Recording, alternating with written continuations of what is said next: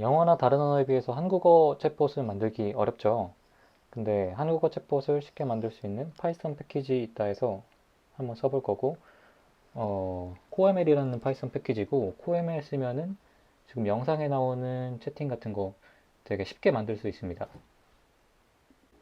문법이 되게 간단한데, XML 파일 하나 만들어서 거기다가 내가 원하는 로봇이, 이제 내가 하는 말, 그 다음에 로봇이 하는 말을 각각 패턴이랑 템플릿에 입력을 해주면 됩니다. 그래서 여기서는 뭐 예를 들어서 내가 밥 먹었어 라고 물어보면 로봇이 어떻게 밥을 먹음 이라고 답변을 해주는 거죠. 그리고 이제 파이썬 파일 하나 만들어서 거기다가 코에멜봇 임포트 해오시고 내가 방금 만든 XML 파일 경로 적어주시고 컨버스 하고 대화를 해보시면은 이제 로봇이 밥 먹었어 라고 물어보면은 로봇이 어떻게 밥을 먹음 이렇게 대답을 잘 하는 것을 볼 수 있습니다. 근데 이게 한국어로 챗봇 만들기 어려운 이유 중 하나가 밥 먹었어? 뿐만 아니라 밥 먹었니? 밥 먹었지? 아니면 뭐 밥은 먹었니? 뭐 이런 거 다 같은 말인데 뭐 의미는 같은데 되게 표현할 수 있는 가짓수가 많잖아요. 그래서 패턴에다가 저런 식으로 입력을 해보면은 스트링 매치로 하면은 이게 매칭이 안 된다는 거죠. 그래서 코에멜에서 지원하는 강력한 기능이 있는데 이게 조사 와일드카드라고 이런 식으로 뭐 밥하고 이제 언더바 J 먹었하고 언더바 E 하면은 이제 모든 조사나 모든 어미 이런 거를 매칭시켜서 밥도 먹었어? 밥을 먹었어? 아니면 밥은 먹었니? 뭐 이런 거가 다 매칭돼서 대답을 해준다. 이러는 거죠. 그래서 조사 와일드카드는 J고, 뭐 어미는 뭐 E고, 뭐 이런 게 아무 맥락 없이 나온 게 아니라 공식 문서 보시면은 세종품사 태그표라는 게 있대요. 그래서 세종품사 태그표에서 이제 확인하면은 뭐 동사는 V고, 조사는 J고, 어미는 뭐 E고 뭐 이런 게 있어서 이거에 맞춰서 확인하시면 될 것 같습니다. 밥은 먹었어? 뿐만 아니라 뭐 식사는 했어? 이런 것도 다 같은 말이잖아요.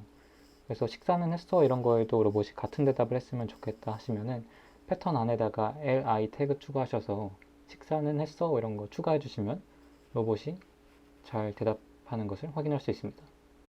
또 regeX처럼 뒤에 나오는 모든 말을 매칭시키고 싶으시면은 스타 적어주시면 됩니다. 뭐 여기서 예를 들면 국힙 원탑은 뒤에 어떤 말이 나오든 간에 원탑은 싸이 아님? 이라는 대답을 하는데 뭐 쿠키 원탑은 빈지노, 쿠키 원탑은 타블로 뭐 이런 말 해도 다 이제 같은 대답을 하는 것을 확인할 수 있습니다. 또 이제 패턴에서 쓰였던 말을 템플릿에서 사용하고 싶을 때는 블랭크 태그 사용하시면 됩니다. 예를 들어 내가 좋아하는 음식은 뭐뭐야 라고 말했을 때 로봇이 이제 맞아, 뭐뭐 진짜 맛있지? 라는 대답을 하게끔 유도하고 싶으면은 그때 쓰시면 돼요. 그래서 예를 들어 내가 좋아하는 음식은 치킨 하면은 네, 치킨 맛있지, 피자 맛있지 이렇게 대답하죠. 근데 이제 문제가 이제 내가 좋아하는 음식은 치킨 이렇게 명사로 끝나는 게 아니라 내가 좋아하는 음식은 치킨이야 라고 말하면은 맞아 치킨이야 진짜 맛있지 이렇게 대답을 하게 되거든요. 그래서 나는 정확히 치킨만 가져오고 싶다 라고 하시면은 블랭크에다가 포지션으로 이제 명사 known n만 가져오고 싶다 라고 이렇게 표시를 해주시면은 부추곱창 맛있지 치킨 맛있지 이렇게 명사만 잘 골라서 대답을 하는 것을 확인하실 수 있습니다. 또 블랭크를 여러 개 쓸 수도 있는데 예를 들어서 A가 좋아, B가 좋아 이런 문장이 있겠죠. 거기서 A랑 B를 둘 다 템플릿에서 쓰고 싶다. 이러면은 템플릿에 블랭크를 각각 쓰고 첫 번째 블랭크인지 두 번째 블랭크인지를 이제 인덱스로 표현을 해주시면 됩니다. 그리고 또 뭐 치킨이 좋아, 피자가 좋아 이런 문장에서 치킨이가 단어인지 치킨이 단어인지 이런 것도 명확히 해줘야겠죠. 그래서 마찬가지로 블랭크의 포지션에 known이 명사만 가져온다 라고 명시를 해주시면은 기가 막히게 치킨만 골라서 가져오는 것을 확인할 수 있습니다. 또 코에멜에서 제공하는 강력한 기능 중 하나가 블랭크 뒤에 조사를 붙일 때 치킨이 좋은지 피자가 좋은지 블랭크 뒤에 붙는 이제 받침 유무에 따라서 조사가 달라지잖아요. 그런 것들이 코에멜에서 제공하는 조사 와일드카드 툴을 이용해서 이제 해결할 수 있습니다.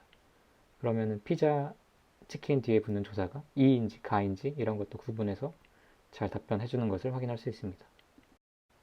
코에멜이 어떤 정보를 기억했다가 대화에 활용하게끔 할 수도 있어요. get이랑 set 태그를 활용하시면 되는데 예를 들어서 나는 뭐뭐를 못 먹어 라는 문장에서 로봇이 내가 못 먹는 거를 기억했다가 나중에 대화에서 활용하게끔 하고 싶으시면은 set으로 특정 단어를 감싸서 로봇이 기억하게끔 할 수 있어요. 그래서 set으로 감싸서 로봇이 내가 못 먹는 음식을 기억하게끔 했으면 get으로 내가 못 먹는 음식을 불러와서 대화에서 활용할 수 있는 것을 확인할 수 있습니다. 그래서 로봇이랑 대화를 진행을 해보면은 나는 곱창은 못 먹어 이런 식으로 입력을 해주면은 로봇이 기억할게 라고 말하고 딴 얘기를 잠깐 했다가 다시 이제 내가 못 먹는 음식 뭔지 알아? 이렇게 물어보면은 로봇이 기억을 잘 해서 곱창이라고 대답을 해주는 것을 확인할 수 있습니다. 로봇이 템플릿에서 대답을 하는 게 조금 단조롭다고 생각하실 수도 있어요. 예를 들어서 어제 뭐 했냐? 라고 했을 때 네 생각을 했다 라고 하는 케이스를 만들어서 어제 뭐 했어? 라고 물어보면은 계속 네 생각했다고 답변하죠. 그래서 로봇이 조금 다양하게 답변을 하게끔 하고 싶으시면은 랜덤 태그를 사용하실 수 있어요. 랜덤 태그 안에다가 뭐 여러 가지 답변을 입력을 해놓으면 확률적으로 이제 랜덤하게 이제 한 답변을 골라서 대답을 하는 것을 확인하실 수 있습니다. 랜덤 태그 안에 아이템들은 확률값 비중을 조정해 줄 수가 있는데 예를 들어서 웨이트 값을 어떤 거에 뭐 3배를 준다, 몇 배를 준다 이런 걸 해서 네 생각이라는 답변이 아무것도 안 함이라는 답변보다 3배 더 많이 나오게끔 유도할 수가 있습니다. 또 챗봇이 랜덤하게 대답을 하는 게 아니라 어떤 로직에 따라서 대답을 하게끔 할 수도 있는데 스위치 태그를 쓰시면 돼요. 그래서 예를 들어서 오늘 날씨가 어떻다 해서 어떻다 형용사 부분이 뭐냐에 따라서 다른 대답을 하게끔 하고 싶으시면은 뭐 스위치 태그를 여시고 그 안에 뭐 좋다면은 어떻고 나쁘다면 어떻고 뭐 이런 답변을 입력하시면 됩니다. 그래서 챗봇이랑 이제 대화를 해보면은 뭐 오늘 날씨가 좋다라고 하면은 좋다에 맞는 답변을 하고 흐리다라고 하면 흐리다에 맞는 답변을 하고 그게 아니면은 기본 답변을 하고 이런 식으로 답변하는 것을 확인할 수 있습니다. 뿐만 아니라 CoreML 공식 문서를 보면은 여러 가지 기능을 제공을 하는데 예를 들면은 파이썬으로 함수를 짜서 그 함수를 CoreML에서 불러와서 사용할 수가 있어요. 예를 들어 챗봇한테 지금 시간이 몇 시냐고 물어본다든가 아니면은 뭐 3 더하기 5는 몇이냐 이런 식으로 수직 연산을 시킨다거나 이런 거를 파이썬 함수로 구현해서 CoreML에서 불러와서 챗봇이 대답하게끔 할 수 있는 것 같아요. 또 컨텍스트 기능을 활용해서 로봇이 어떤 정보를 알고 있는지, 모르고 있는지, 그리고 대화 히스토리에 어떤 내역들이 있는지 등에 따라서 다른 답변을 하는 것도 가능한 것 같고 이를 이용해서 끝말잇기 예제를 진행한 것도 공식 문서에 기록되어 있습니다. 그래서 공식 문서를 보시고 다양한 기능들을 응용해서 챗봇을 만들어 보시는 것을 추천드리고